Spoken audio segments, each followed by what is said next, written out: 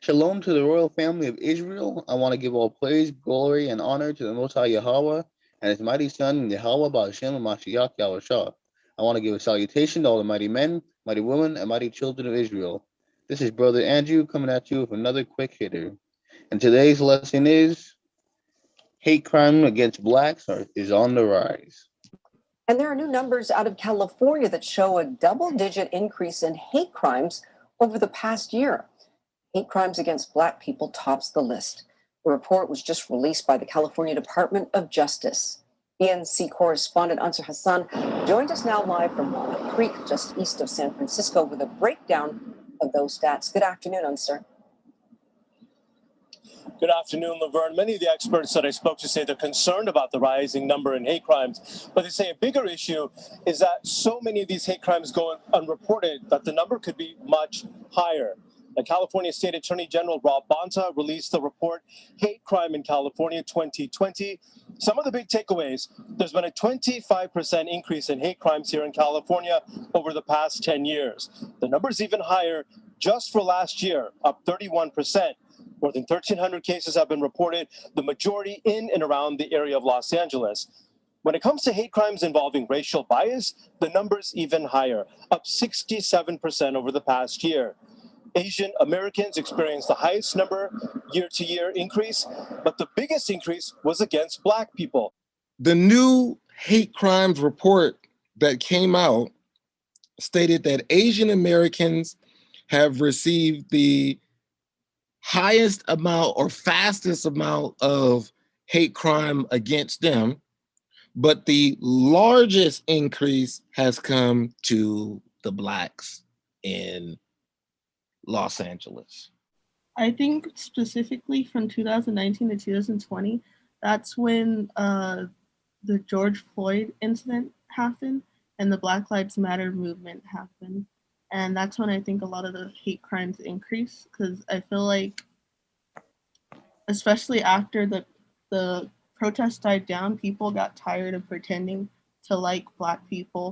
You can kind of see that people just kind of have this weird, and they just have this animosity towards blacks after what has happened in the recent couple of years. And yeah, it seems like people have a higher hate and aren't afraid to not higher, rather they're not afraid to express the hate that they already had, or either it's been amplified. I also believe that during the Trump administration, who clearly showed such a disdain towards Black people in particular, it empowered the white race along with non-Blacks. Because we have to be clear on this. When Black Lives Matter, which is a questionable organization, and they've been exposed and unraveling. They hate Black people, by the way. They hate Black men, and they hate the Black family. Black Lives Matter, the organization, doesn't have anything to do with the fact that Black lives matter.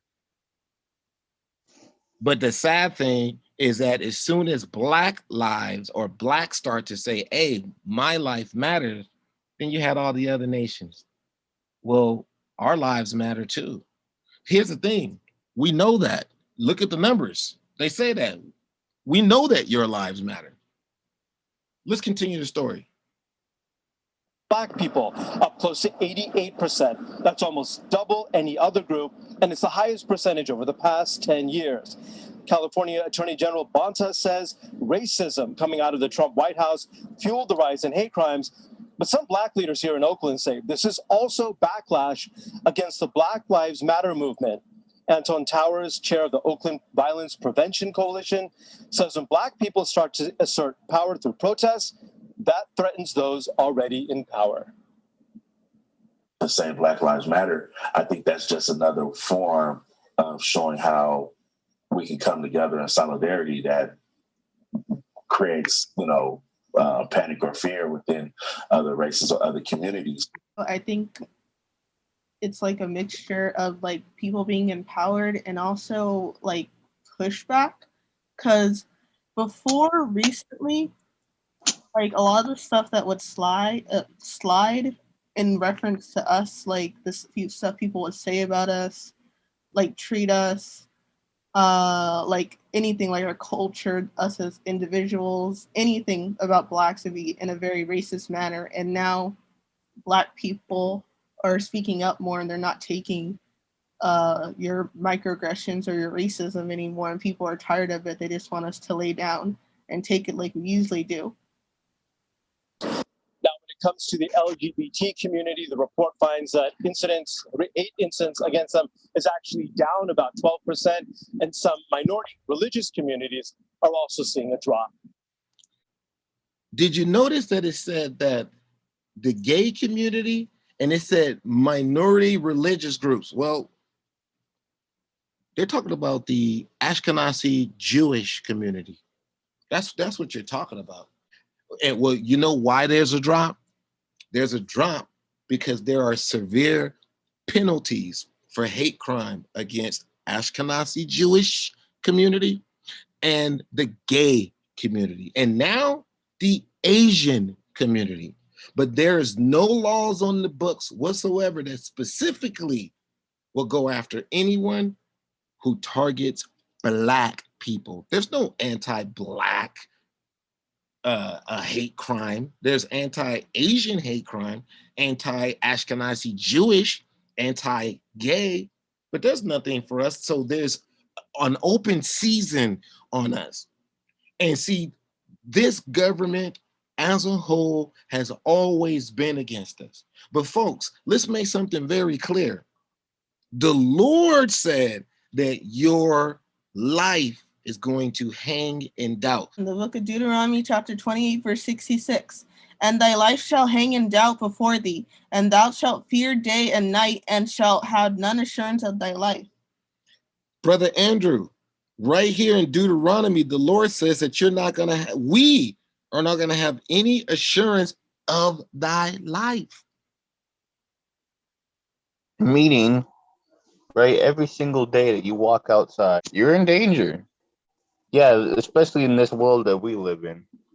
Hate crimes, people going after us, people wanting us to stay the broken slaves that we were. Man, there's really the only way you're gonna stay protected is you gotta pray to the Most High every single day. Thank Him for letting you wake up and pray for protection when you leave the house. You see, right here in the image on the left, you see a World War I veteran. That brother that's in the middle right there, he's a World War I veteran who fought for this country. Sadly, he fought for this country. And when he comes back home, he's surrounded by police officers. Now you figure he's a war vet, but there's no guarantee he's going to make it home. And if you look at the image on the right, you see Derek Chauvin killing George Floyd with his hand in his pocket, not giving a damn. And you know what? And they gave him a slap on the wrist for the amount of time that they gave him for this. So even when they kill us, they don't punish the threat.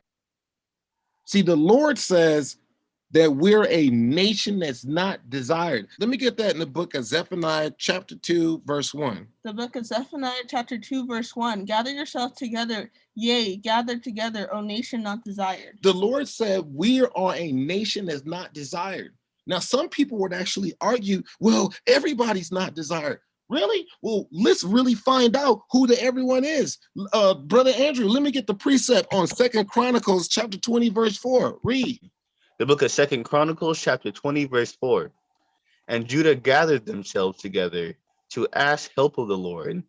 Even out of all the cities of Judah, they came to seek the Lord. The people not desired are Judah. It's Judah. And as a matter of fact, let's get a precept upon a precept. Let me get the book of Second Chronicles, chapter 14, verse 11. Read. The book of Second Chronicles, chapter 14, verse 11.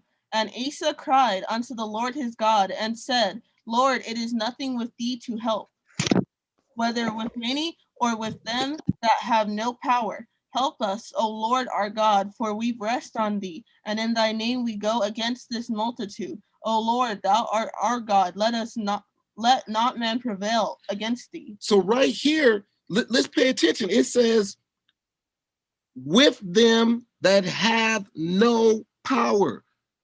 Do we have power here in the United States of America? Do we have any power whatsoever? We don't own the military. We don't own the finance. We don't own the government. We don't control none of that. We don't control the real estate. Everything in this country is designed against us. We're the nation that's not desired. Everyone exploits us. They get rich off of us, and they pass laws to keep us on the bottom. And then when they kill us, the killers, they get a slap on the wrist. This nation right here is a nation of fierce countenance. They don't care about us. As a matter of fact, let's get that in Deuteronomy chapter 28, verse 50. Read. The book of Deuteronomy, chapter 28, verse 50. A nation of fierce countenance which shall not regard the person of old, nor shew favor to the young. Now, George Floyd he wasn't even 50 years old yet. He's a middle-aged man. But how about the young man that was in the park who had a toy gun? The cop didn't even wait 3 seconds before he got out of the car and started busting on him. Honestly, he didn't care that that was a child, and he didn't care that it was a toy gun. You're supposed to be trained in this stuff. Now, had he saw that that was a white child, oh, he would have got out of his car, got behind the door, got on the speaker, tried to talk him down. But nope, he saw a young black kid. And understand this thing too. There's this perception that all the other races, specifically the enemy, they don't see our young people as young people. They see them as old people. They see them as young people. They just don't see them as people. They see us something to be killed because they are the spirits of their forefathers.